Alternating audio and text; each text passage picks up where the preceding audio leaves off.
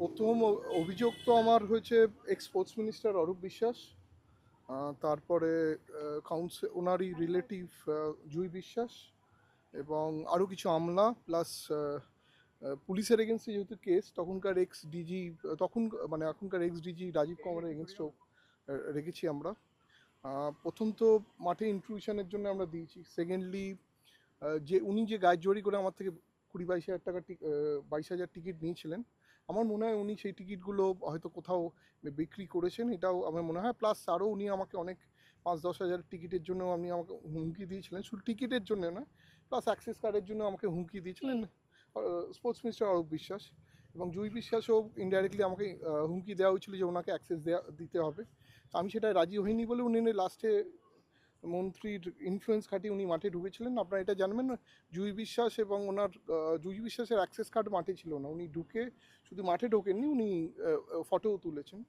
এবং আমি একজনকে আমার সঙ্গে রয়েছে, এর নাম সঞ্জয়, এ প্রত্যক্ষদর্শী, মানে এ প্রথম দর্শক হিসেবে মাঠে ঢুকেছিল। কত বড় পুলিশের বিফলতা, মানে আপনি ভাবুন, ও দর্শক হয়ে ঢুকে ও মাঠে মেসির সঙ্গে ছবি তুলে মাঠের মাঝখানে।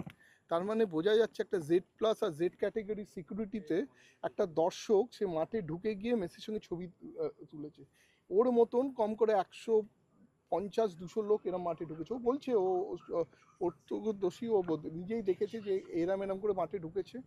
এবং ওর কনসিয়েন্সে লেগেছিল যে আমার মতন একটা লোক যে একটা ইভেন্ট এত বড় করেছে, তার উপর যে ইনজাস্টিসটা হয়েছে, ও আমাকে অনেক দিন ধরেই বলছিল। তখন আমি বললাম ঠিক আছে, আমি যেদিনকে এফআইআর করবো সেদিন তুই থাকিস। ও আজকে আমার সঙ্গে ছিল এবং আমাকে বললো কথাটা। এবং দেখুন, একটা Z category Z plus event, যেখানে chief minister, ex chief minister chief guest হওয়ার কথা ছিল, তাতে যদি এই ধরনের মানে সিকিউরিটি কম্প্রোমাইজ হয়, তাহলে বোঝা যায় যে আমাকে কিরমভাবে ভিকটিম বানানো হয়েছিল। বেসিক্যালি আমার ইভেন্টটাকে স্যাবোটেজ করা হয়েছিল। আর যে এত দর্শক যারা মাঠে এসেছিল তারা কেন দেখতে পায়নি? কেন শো ফ্লোতে অরূপ বিশ্বাস ছিল না, শো ফ্লোতে অনেক আমলারা ছিল না, শো ফ্লোতে উনি ওনার ফ্যামিলি মেম্বারদের ছবি তুলেছেন, তারাও ছিল না। এই যে মাঠে ঢুকে আর এত লোক ঢুকলো, এই যে অরূপ বিশ্বাসের এত সিকিউরিটি গার্ড, এত ইউটিউবার কী করে ঢুকলো? তার মানে আমার যে প্রোগ্রামটা উনি ডিরেল করবেন বলেই উনি এইটা করেছেন, আমি মানে স্যাবোটেজ করেছেন।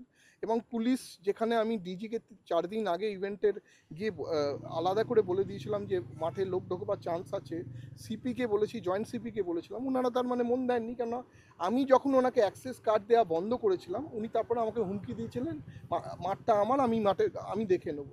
আমি যেই অ্যাক্রেডিটেশন কার্ডটা দিয়েছি, আমার কোনো লোক উইদাউট আইডি কার্ড ছিল না মাঠে। এবং মাঠে আমার পিআর আর আমার 2-3 জন টিম ছাড়া মাঠে কেউ ঢোকেনি। বাকি লোক হলো বাইরের লোক এবং অরূপ বিশ্বাসের লোক এবং স্পোর্টস ডিপার্টমেন্টের, সল্টলেক ডিপার্টমেন্টের অনেক পুলিশের লোক ঢুকেছে, তাদের ফ্যামিলিরা ঢুকেছে। আমরা সব আইডেন্টিফাই করছি একটা একটা করে। এখন ইনিশিয়ালি এনাদের জন্য নামে কেস করেছি, এরপর আরও কেস করব। এফআইআরে আপনি মেন অভিযোগটা কি করলেন? মানে আপনি তো মানহানির মামলা করবেন বলছেন। হ্যাঁ, মানহানির মামলাটা তো কোর্টে করতে হবে, মানহানির মামলা এফআইআরে হয় না। সিভিল স্যুটও করছি, 50 কোটি টাকার আমি ডিফেমেশন কেস করছি, আর 50 কোটি টাকা কম্পেনসেশন ড্যামেজের কেস করছি। সেটা কবে করছেন? এটা এই উইকের এন্ডে, নয়তো নেক্সট উইক বা বৃহস্পতিবার ধরেই চলুন। ওনারা গ্রহণ করেছেন, ওনারা লফুলি যেগুলো আনে, ওনাদের সিনিয়র টিমের সঙ্গে কথা বলবেন, ওনার দেখে ওনারা দেখবেন, ওনাকে রেসপন্স করবেন বলেছেন। এখন ওনারা গ্রহণ করেছেন কমপ্লেনটা।